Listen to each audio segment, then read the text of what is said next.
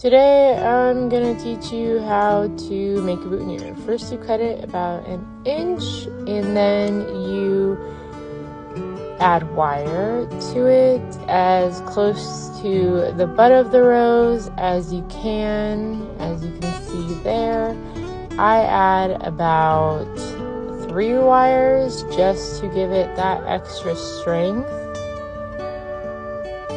And then once you get all of your wires in,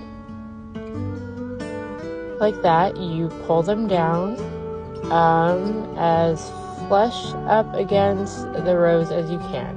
Then you take your floral tape. I usually fold it to put my thumb on it to make it tighter when you start wrapping your rose. And you want to make sure that this is as tight as you can make it, just so that it's nice and smooth against the rose and the wire stem all the way to about the end.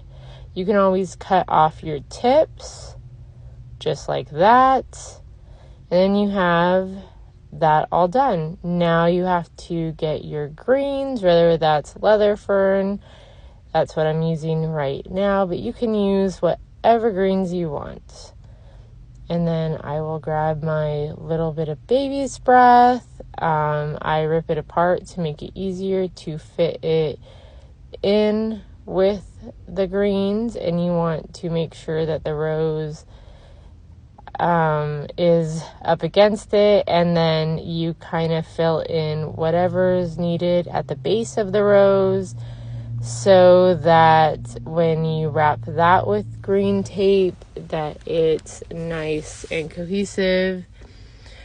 And then I fold it again, and then you want to do the same thing super tight so that everything stays in place. I cut off the longer greens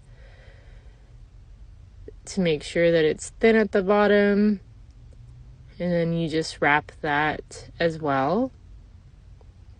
And then